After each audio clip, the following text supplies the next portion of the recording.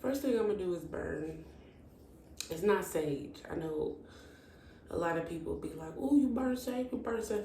Like, sage is the most popular, but it's not the only herb you can burn. This one I have is mugwort and lavender. And this actually goes along very well with the align with peace, a protection ritual. I'm gonna burn this.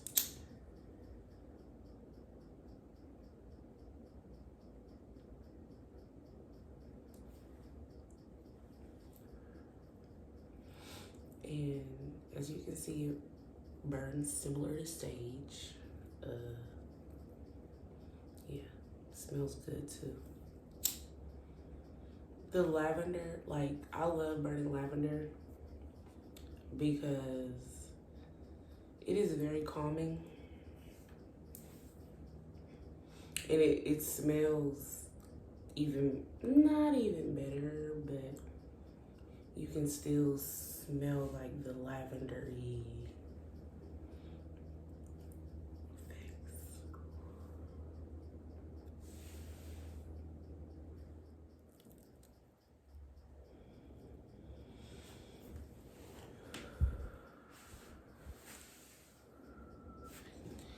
Make sure I don't fall. But yeah, so what smudging does, it does a number of things. It's not only beneficial energetically, like cleansing your space and programming your space.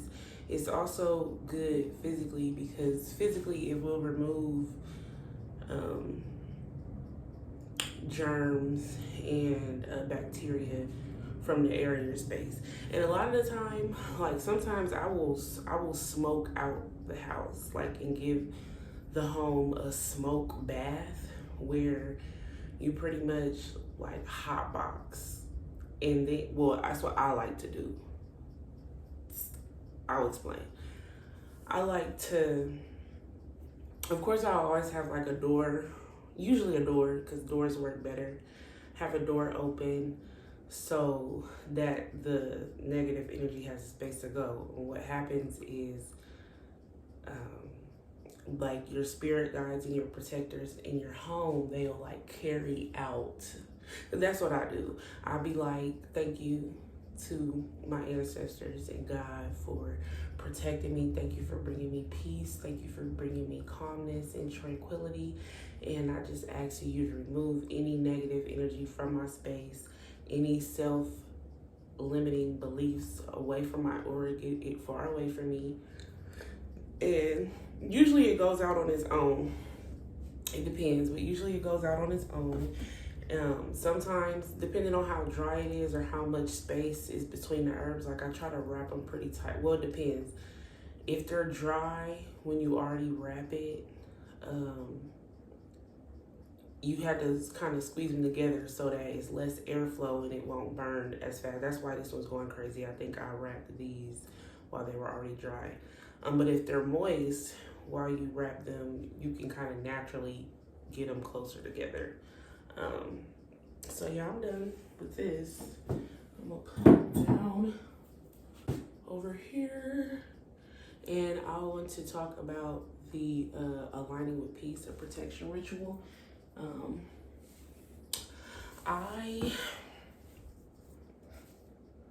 Where do we start?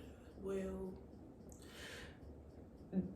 this ritual I pretty much do for myself quite often. I always like burn candles, burn incense in my home. I always like smudge and set intentions and try to program the space. Well, I don't try, I do program the space for the energy that I need during the day. Sometimes it is for protection and calmness with the lavender and mugwort smudge. I do have sage. I like burning sage. It's just so many herbs that you can burn. So yeah. But the aligning with peace ritual, the aligning with peace, a protection ritual, is something I do for myself all the time because peace and protection go together. A lot of the time, yeah, they go together. Peace and protection. Anytime you ask for protection, you want to ask for peace, because whenever the op or the enemy is trying to attack you or send negative energy your way, they can't harm you physically, but they will try to disrupt your mentality or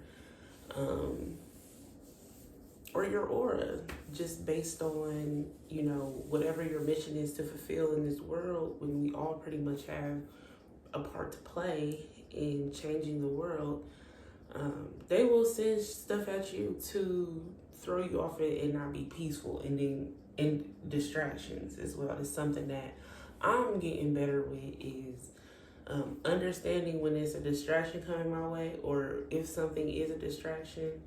But I was pretty much called to write a collective peace aligning protection ritual before I was actually called to do the task. It's just like, I noticed a lot of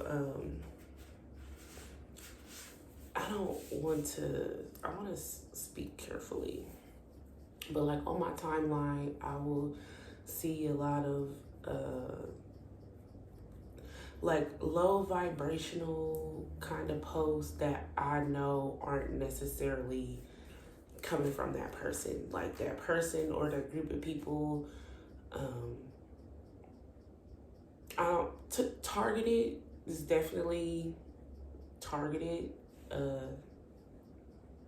Women are usually targeted. You want to align with peace so you can continue to fulfill your mission. Like, shit be throwing people off. Like, it's very subtle when things come in to our life and like try to destroy our peace, right? Or whatever. But and I painted this picture here, so I used as the flyer to help just give a visual of pretty much how I will do the ritual. And so what happens is it's like a wave, and so it's fall now, and in the fall, you know, it gets colder. It begins getting colder because the sun is further away from the planet. The sun is opposite of where the earth actually is. Like, the sun pretty much dictates everything. Well, not everything. The sun pretty much dictates the solar plexus. We'll start there. And the solar plexus is one of your chakras. It's in the core of your stomach. And the further that the sun moves away from the planet, the less we have access to the sun's power and the sun's light. And this goes along with like how much energy and vitality that we have. That's where like seasonal depression comes from. It's also a lack of nutrition, because I don't know about y'all, but for me personally, I can feel in my body when like I need to eat more. I feel like I need to eat more in the fall and in the winter versus in the spring and the summer, because I'm getting a lot of that energy and nutrition from the sun in foods that were grown in the sunlight.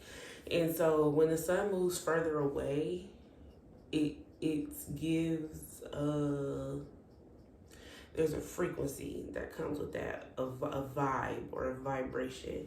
And what happens is it'll pretty much like cloak or cover or go over, like a sea, go over the map. We'll say the map. So it'll pretty much go over the map. Now, depending on, let's say for example, the frequency is low of this wave because the sun is not as close as it can be to give us nourishment in things.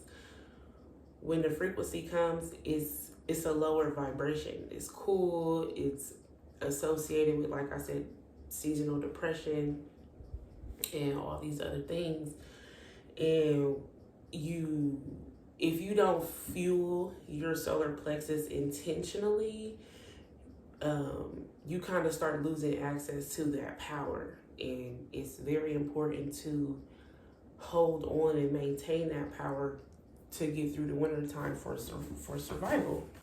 But I wanted to share this ritual and offer it as a service to the collective, because I just noticed a lot of people are just doing really good. They're on their shit, they're on their game, and then they have like these minor penetrations of, like, you know, it's not you. Like when you be feeling like, oh man, like I don't know if I'm supposed to do this, but you really feel like you should do something, that's typically not, you know, yourself feeling like that. That's typically a lower vibratory energy that's trying to come in and prevent you from doing whatever it is that you need to do, because you are changing the world. Like, everything is a vibration. So even when we put out certain videos, certain contents, it puts a wave of vibration over the internet.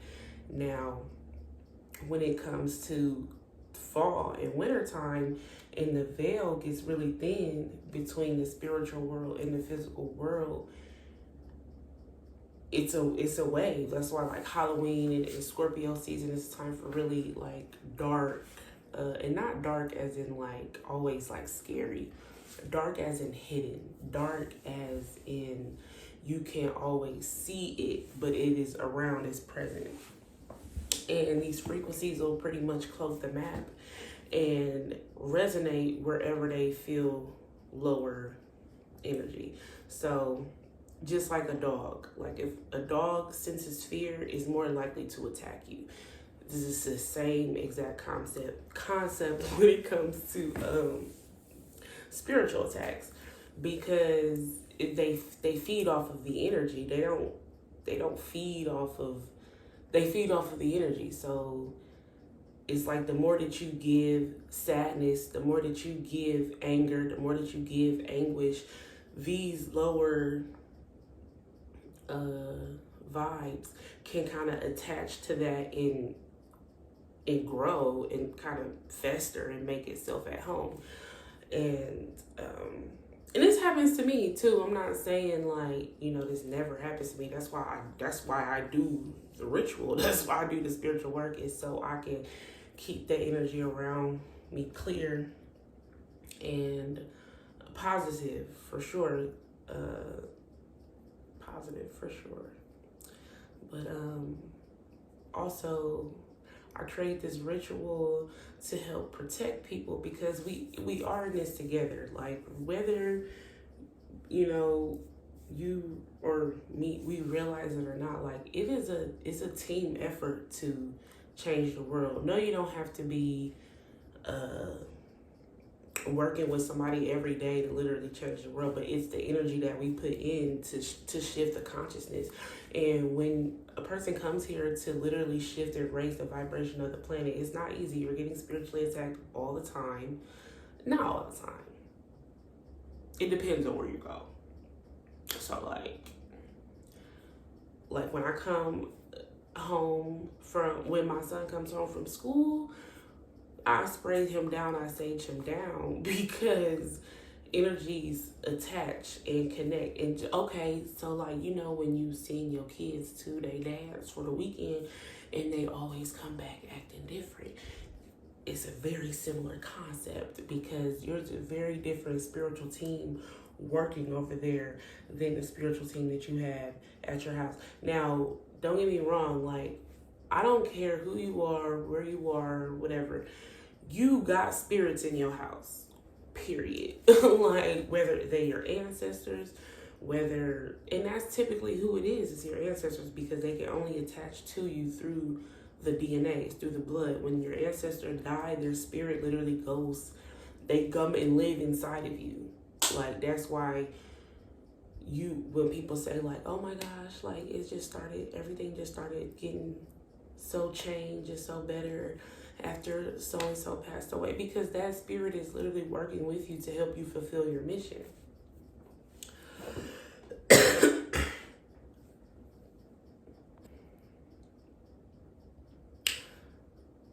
Black people or African Americans, us dark or copper colored, caramel, peanut butter colored people are literally like the new gods. And the work that you do over here, it matters just as much on the other side. Whew. And so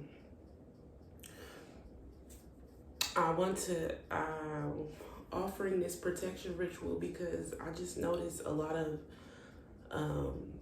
friends and people on my timeline who don't necessarily like do spirituality or do spiritual work, which is fine for now. The sooner the better. Okay, so like if we go back to slavery and how Black people were disconnected from their culture, we can still kind of see that happening today. You can see that happening today a lot with church. I am not a Christian. Christianity doesn't help propel people spiritually. Christianity is a trap, and that's my analysis. Christianity is a trap. And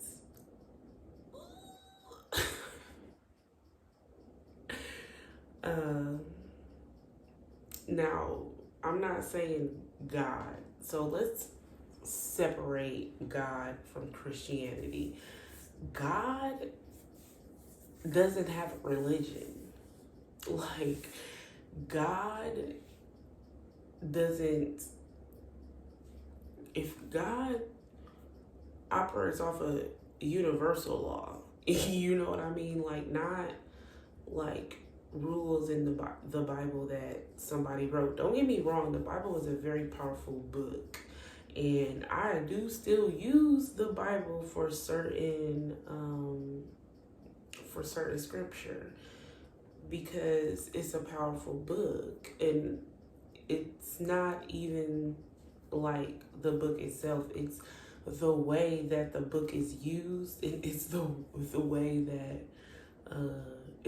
the book is used. Like all the books are not even in the Bible. Like, there are other books that you have to purchase to get those other stories of the Bible, the stories that have like the hidden knowledge. And there's hidden knowledge in the Bible. Like, pull scriptures of hidden knowledge in the Bible, talking about astrology, talking about witchcraft, smudging, crystals, like everything. So it's not like these things are evil. It is the connotation that is put on these things by people who want to stop us from fulfilling our purpose. Back to slavery. And you know what?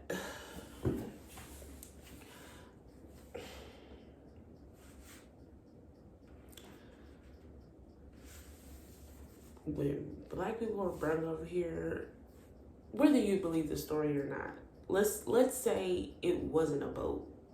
Let's say it wasn't. Let's say that people was already here building, and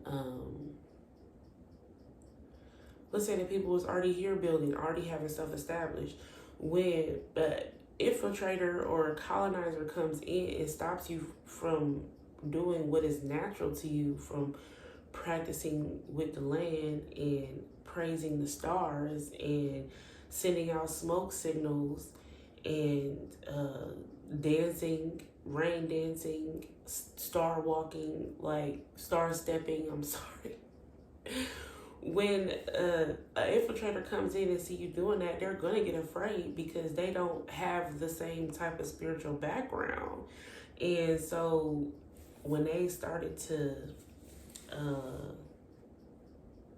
poison and kill people for who weren't obeying, they were doing it out of fear because they didn't have the same type of spirituality. So that was 400 years ago. So now here we are in the 2020s, in the new 20s, in the trap renaissance era, 100 years from the Harlem Renaissance. Now that we're here, it is a very crucial time to align yourself with peace, because it's only going to get harder. Like, it's not going to get any easier as far as dealing with spiritual attacks go, because your purpose is going to get bigger. The larger your purpose is, the more variety of shit they try to send your way to try to throw you off. So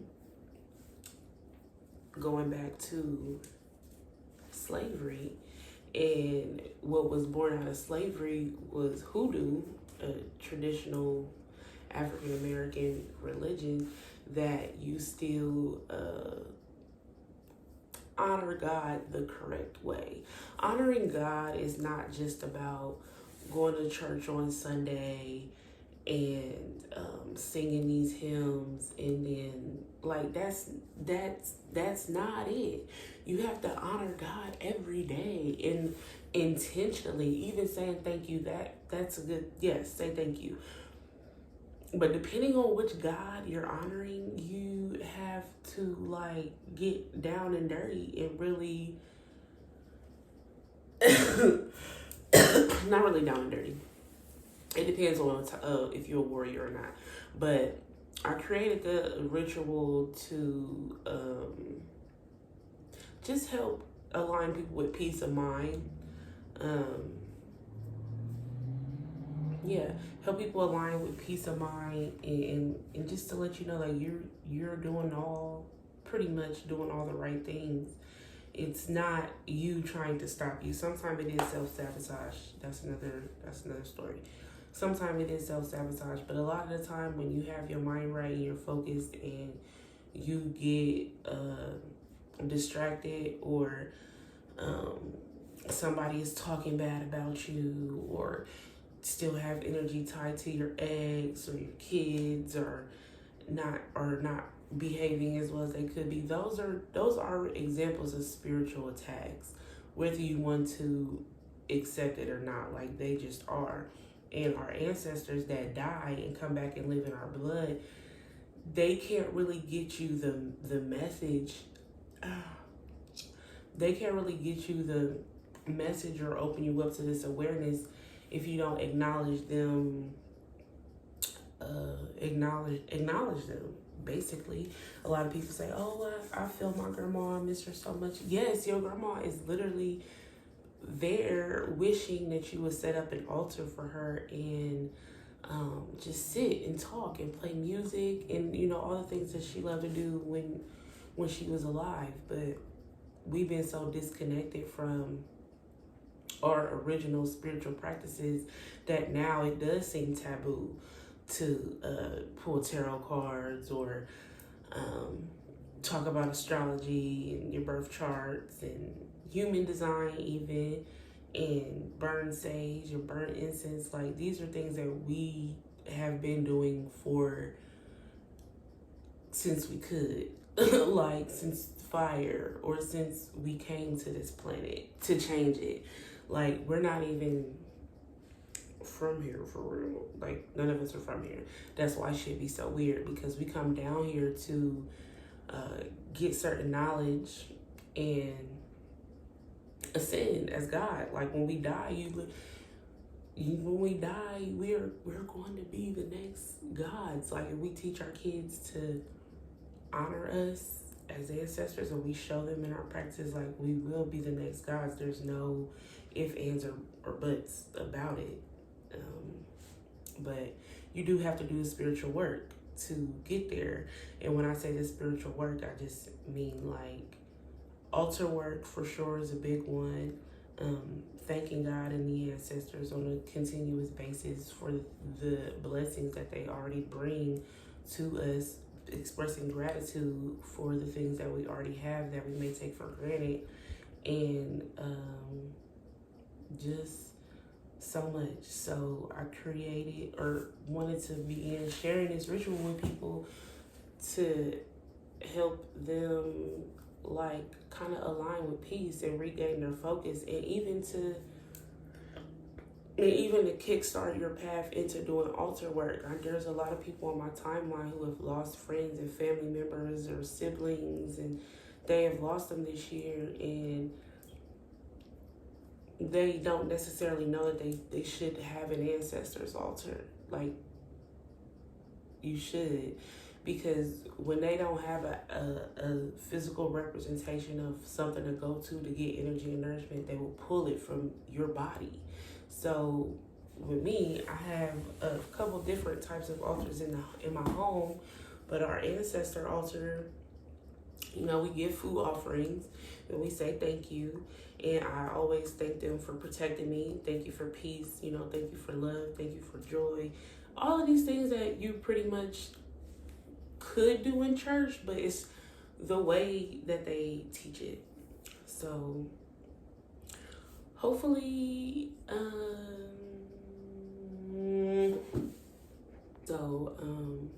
I hope this helped. If you have any questions, please feel free to send me a private message or send me an email. The link to purchase the ritual will be in the description box. I'm so mad I drank that water because I'm like, my stomach is like going crazy. But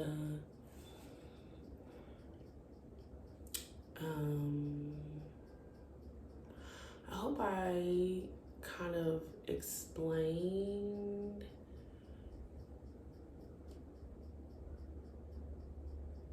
I'll probably have to get my notes and come back, because a lot of the timing that has to do with this ritual is also a big part of why now. Like, why now? Why now? Saturn is about to go direct, okay? Saturn is the planet of time, restrictions, and being grounded. And man, I really know this stuff like the back of my head, but it's like not coming to me right now. Saturn is about to go direct, and shit's gonna take off. So it was like, I think Pluto just went direct.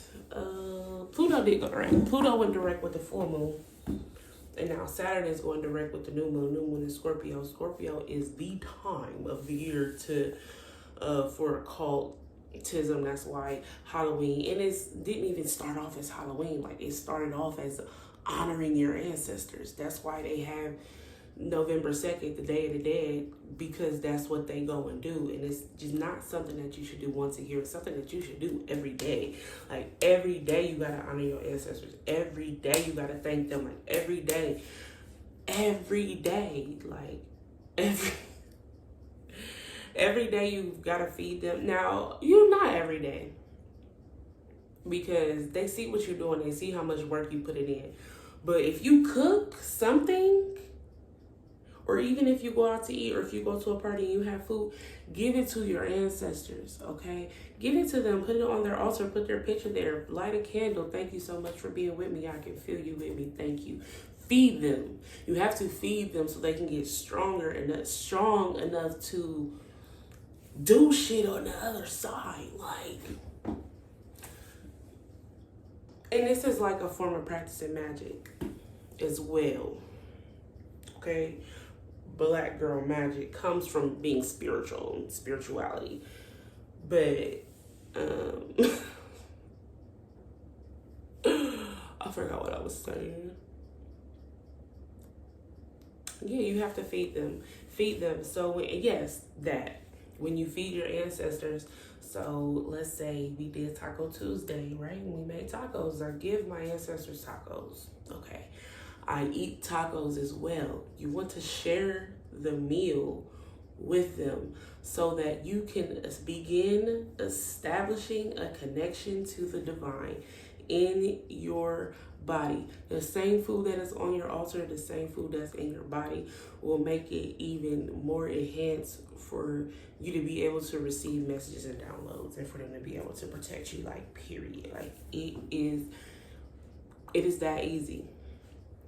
It is that easy. And a lot of people are afraid to practice this stuff in their home because, one, they don't want to know what's really going on with them.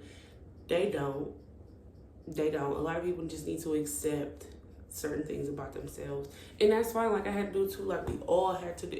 Everybody who is in this spiritual journey had to accept things about themselves that they had to change. Like, it is life or like, it is literally life or death. Like, and we have seen examples of this since forever, especially since 2020. Like, they trying to kill us.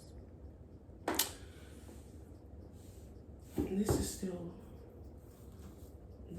burning because it's like super dry, but it smells really good. But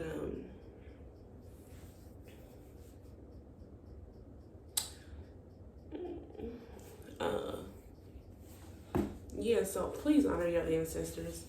And YouTube it. Like, if this is the thing, if you afraid of something, do the research, okay? Like, read about it, watch videos about it, ask questions, do all of that, because it is life or death. Like, especially and so let's talk about death, because Scorpio rules death, and death is just transformation. No one ever really dies. You just transition into the next world. Now, depending on how high your consciousness is, when you die, your spirit will go to wherever your consciousness is. So people who die in a very low vibe, like gun violence, OD, anything gang related, anything like hospital, sick related, like, that's kind of like low vibration. Like, it depends. You go to where your spirit resonates. So if you die from getting shot in the head in this instant, you might go to a hell state to where you might not even know that you're dead. Like, and that's the sad thing. Like we have had peers who they knew they was dead, but they couldn't believe it. Like, damn, I'm dead. Like, damn, like, I swear to you, like, this shit is not a game, and you will be protected when you practice. Like, that comes with it, as long as you affirm it. So if you're interested in purchasing the Aligning with Peace, a protection ritual, the link, like I said, will be in the description. It's on Etsy. It's going to come with another link to do a questionnaire. It's only 2 questions. And it's also going to come with like an information sheet that kind of goes into more details as far as the alignments and the planets. And I'm thinking about including a mugwort and lavender smudge too, after the ritual is done, because we have to activate and program it. So if you made it this far to the end of the video, I really appreciate it. I really do appreciate it. And hopefully, you know, this is the first of many, but before we can really get into deeper spirituality and deeper magics, we must align ourselves with peace first, because you always want to do stuff from a pure place. Intention is everything. Intention is the number 1 rule in magic. And believing is also a very top rule priority. Believing in intention. So your intentions are everything. Like, you cannot really succeed with impure intentions. It's just universal law. What you put out is what you get back. So we got to protect ourselves against slander as well, because people be out there and they be talking mess and they be doing this and that, and they be don't talk shit. Don't talk shit. Stay in lane. Stay over there. Stay over here. Stay. That's a message to the ops. even, because like ops is always all around us, like peeking through my window right now, trying to, oh, what she gonna say? What she gonna? Yeah, but hopefully this was a very informative video, and I'll speak to you guys soon.